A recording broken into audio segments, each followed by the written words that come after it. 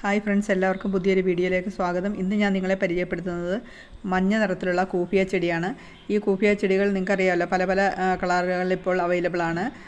വെള്ളയുണ്ട്, അതുപോലെ തന്നെ light violet, അതുപോലെ ഡാർക്ക് വയലറ്റ്, ഇങ്ങനെ പല കളറുണ്ട്.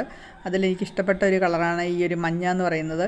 മഞ്ഞ പൂക്കളോട് നമുക്കൊരു പ്രത്യേക ഒരു ഇഷ്ടമുണ്ടല്ലോ. റോസ് ആണെങ്കിലും ശരി തന്നെ മഞ്ഞയ്ക്കൊരു പ്രത്യേക ഒരു ഭംഗി തന്നെയാണ്.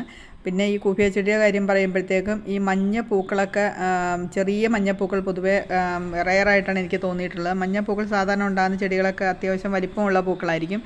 ഇങ്ങനെ ചെറിയ മഞ്ഞപ്പൂക്കൾ വരുമ്പോഴത്തേക്ക് അതിന് പ്രത്യേക ഭംഗി എപ്പോഴും എനിക്ക് തോന്നാറുണ്ട്. ഈ പച്ച കളറിൽ ഇടയ്ക്ക് ഇങ്ങനെ മഞ്ഞയും കൂടെ വരുമ്പോഴത്തേക്ക് നല്ലൊരു ഭംഗിയാണ്. ഇത് ബോർഡർ പ്ലാന്റായിട്ടൊക്കെ വെക്കാനായിട്ട് വളരെ നല്ലതാണ്. ഇതിന് അത്യാവശ്യം വെയിലും വേണം, അതുപോലെ തന്നെ വെള്ളവും വേണ്ട ഒരു ചെടിയാണ്. ഒരുപാട് വെയിലായി കഴിഞ്ഞിട്ടുണ്ടെങ്കിൽ ചെടികളുടെ ഇലകളൊക്കെ പൊഴിഞ്ഞു പോയിട്ട് ചെടിയുടെ ഭംഗി തന്നെ പോകും. അങ്ങനെ അതുകൊണ്ട് തന്നെ അത്യാവശ്യം വെയിൽ കിട്ടത്തക്ക വിധത്തിലുള്ള രീതിയിൽ നമ്മൾ അറേഞ്ച് ചെയ്യുന്നതാണ് നല്ലത്.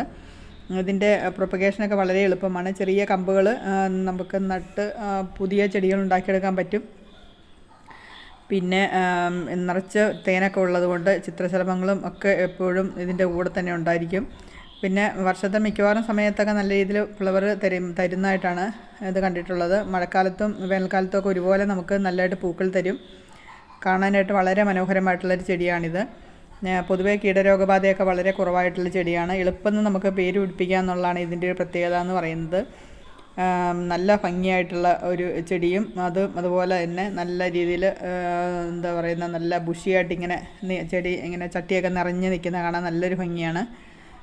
ഇതൊക്കെയാണ് ചെടിയുടെ വിശേഷങ്ങൾ എന്ന് പറയുന്നത്. എല്ലാവർക്കും എൻ്റെ വീഡിയോ ഇഷ്ടപ്പെട്ടെന്ന് വിചാരിക്കുന്നു. വീണ്ടും പുതിയൊരു വീഡിയോ ആയിട്ട് കാണാം. അതുവരെ എല്ലാവർക്കും ബൈ.